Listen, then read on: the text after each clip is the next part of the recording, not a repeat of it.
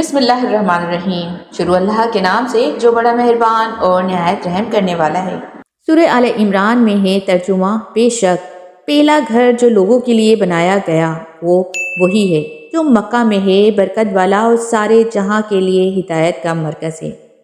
اس video میں ہم سنیں گے کہ خانہ کعبہ کی تعمیر کب ہوئی اور کہاں کہاں سے تعمیر کے لیے پتھر لائے گئے۔ میری ویڈیو پسند آئے تو اسے لائک کیجیے۔ حضرت ابراہیم علیہ السلام کو پروردگار کا حکم ہوا کہ کعبۃ اللہ کی تعمیر کرو۔ حضرت ابراہیم علیہ السلام نے حضرت اسماعیل علیہ السلام سے تذکرہ کیا، پھر دونوں نے بیت اللہ شریف کی تعمیر شروع کی۔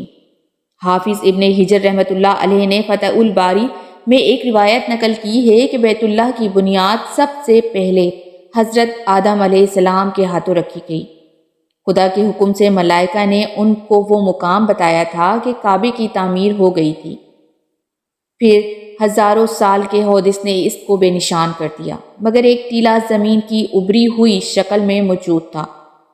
وحی الہی کے ذریعے حضرت ابراہیم علیہ السلام کے لیے اس مقام کی نشاندہی کی گئی اور انہوں نے حضرت اسماعیل علیہ السلام کی مدد سے اس کو کھودنا شروع کیا تو سابقہ بنیادیں نظر آنے لگیں اور نئی تعمیر انہی پر کی گئی۔ بیت اللہ کے لیے 5 پہاڑوں سے پتھر لائے گئے۔ ان 5 پہاڑوں کے نام یہ ہیں: طور سینا، طور زینا، جبل لبنان جو ملک شام میں واقع ہے، جبل جودی، جبل ہرا جو مکے میں واقع ہے، اور اس سے بنیاد بنائی گئی اور باقی پہاڑوں کے پتھروں سے دیواریں اٹھائی گئی تھیں۔ تفسیر فتح العزیزی میں ہے کہ خانہ کعبہ کی بنیاد پہلی ذیلقعدہ کو شروع ہوئی اور 25 ذیلقعدہ کو مکمل ہوئی۔ حضرت ابراہیم علیہ السلام جس پتھر پر کھڑے ہو کر کعبے کی تعمیر کر رہے تھے وہ پتھر اور حجر اسود دونوں حضرت آدم علیہ السلام کے ساتھ جنت سے آئے تھے۔ اس پتھر پر حضرت ابراہیم علیہ السلام کے قدموں کے نشان منقش ہو گئے تھے۔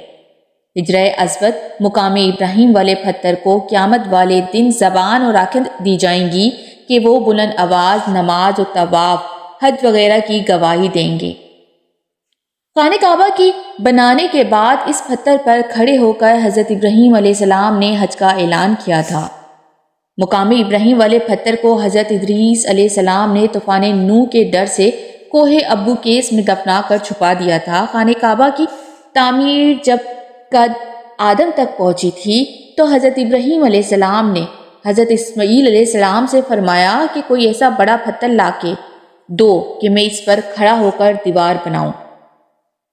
جب حضرت اسماعیل علیہ السلام ایسے بڑے پتھر کی تلاش میں گئے تو راستے میں حضرت جبرائیل علیہ السلام حاضر خدمت ہوئے اور کہا کہ آؤ تمہیں 2 پتھر میں دکھاتا ہوں، یہ نکال کر لے جاؤ، ایک پتھر اپنے کھڑے ہونے کے لیے اور ایک حجر اسود خانہ کعبہ کے کونے میں لگاؤ تاکہ طواف کرنے والے اس کو بوسہ دیں پھر طواف کریں۔ حضرت اسماعیل علیہ السلام نے وہ پتھر نکالے اور حضرت جبرائیل علیہ السلام بھی ساتھ تھے اور حضرت ابراہیم علیہ السلام کو جگہ دکھائی جہاں پر حجر اسود کو لگانا ہے، اور مقام ابراہیم والے پتھر جتنی عمارت بلند ہوتی جاتی تھی وہ بھی بلند ہوتا جاتا تھا۔ حجر اسود چمکتا ہوا ہے، اس کی روشنی جہاں جہاں تک پہنچتی تھی وہ حرم شریف کی حد مقرر کر دی گئی۔ اس حدود میں حضرت ابراہیم علیہ السلام نے نشان لگا دیے، اور حدیث شریف میں آیا ہے کہ رکن یمنی اور مقام ابراہیم جنت کے 2 یاقوت ہیں، ان کا نور اللہ تعالیٰ نے محو کر دیا ہے، ورنہ مشرق اور مغرب کو روشن کر دیتے۔ حدیث میں ہے کہ حضرت عمر رضی اللہ تعالیٰ عنہ فرماتے ہیں کہ حجر اسود نورانی تھا، لوگوں کے ہاتھ لگانے اور بوسہ دینے اور گناہوں سے یہ کالا ہو گیا ہے۔ خانہ کعبہ 7ویں زمین سے لے کر بیت المعمور تک سب حرم ہے۔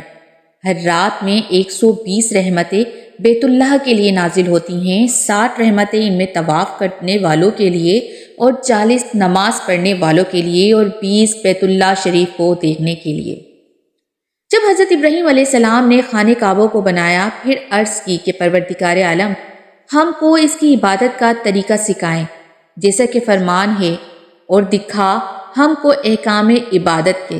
تو پروردگار عالم نے حضرت جبرائیل علیہ السلام کو بھیج کر طریقہ بتایا، یعنی حضرت جبرائیل علیہ السلام نے احرام سے لے کر سارا حج کرایا، یہاں تک کہ سر کے بالوں کا حلق کرنا سکھایا۔ جمرات کے مارنے پر شیطان ہر جمرے کے پاس آتا رہا تو حضرت جبرائیل علیہ السلام 7 کنکریاں حضرت ابراہیم علیہ السلام سے پھینکواتے تھے۔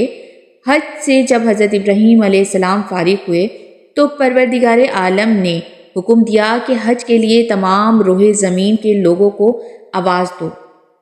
تو حضرت ابراہیم علیہ السلام نے عرض کی کہ لوگ تمام روح زمین میں منتشر ہیں، میری آواز ان تک کیسے پہنچ سکتی ہے؟